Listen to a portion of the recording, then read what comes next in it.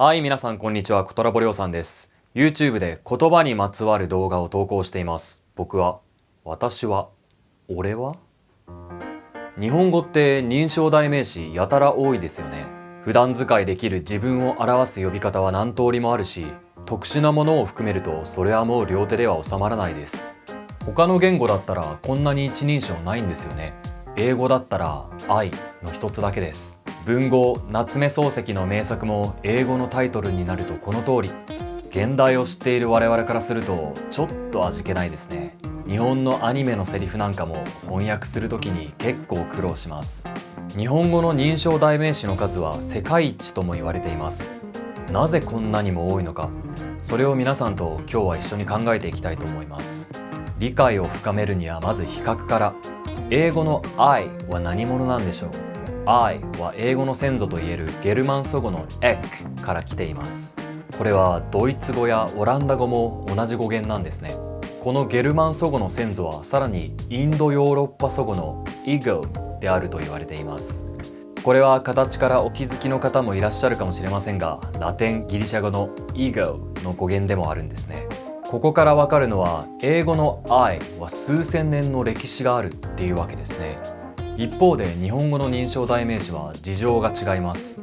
日本語は時代によって使われる一人称代名詞が目まぐるしく変わります。昔はあとかわとかが使われていたらしいですが、時代が下るにつれてそれがし、拙者など全く違う言葉に置き換わっていきます。日本語代名詞の特徴として他の言葉からの転用が多いということが挙げられます。例えば僕という言葉は昔は男性の召使いを表していた言葉でした。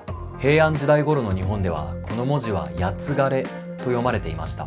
現在の僕という読み方は明治時代に学生から広まったとされています。僕は昔は文字通り謙遜の意味合いが非常に強かった言葉なんですね。それがだんだん自分を低く言う言葉からニュートラルなものになったっていうこういう変化の過程があります。これと逆の過程を下るのが二人称代名詞です。貴様って言葉、今ではかなりのけなし言葉ですよね。でも文字を見ると尊い様ということで、むしろいい意味に見えてきませんか？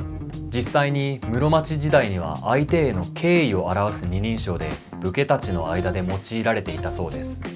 しかし時代が下るにつれて庶民にもその言葉が広がると意味がどんどん下落していきます。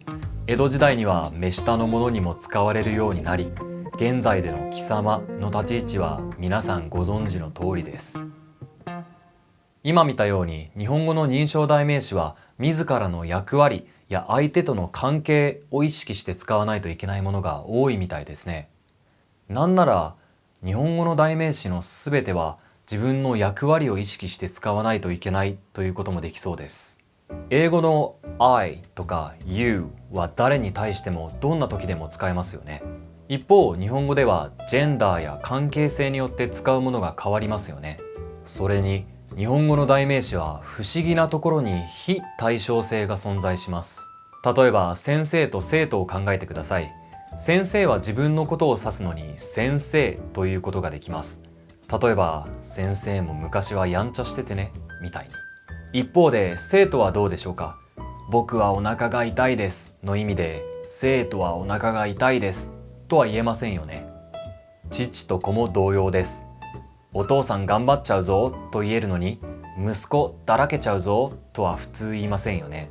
この規則をまとめると、目上のものは自分のことを指すのに自分の役割を表す言葉を使うことができる。一方で目下のものはそんなことはできないといった規則が隠れています。普段は気づかないんですけど、こういうとこにも上下関係の意識が隠れているわけですね。もう一つ興味深い現象が共感的同一化と呼ばれるものです。困っている男の子にお姉さんが話しかけている場面を想像してください。お姉さんが僕どうしたのと言います。僕って一人称ですが、この場合の僕ってお姉さんから見た男の子のことですよね。つまり共感的同一化とは代名詞を使うときに相手の立場に立って代名詞を使うことです。お姉さんが男の子の視点に立つと、その男の子は自分自身ですから僕と言っているわけです。別のパターンも見てみましょう。子供がいる家庭の間で妻が夫のことをパパって呼んだりしますよね。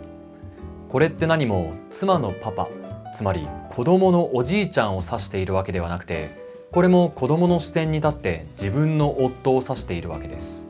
これって全然普通のことではなくて、例えば他の言語、中国語とかトルコ語では必ずあなたのパパはねって言わないといけないんですよね。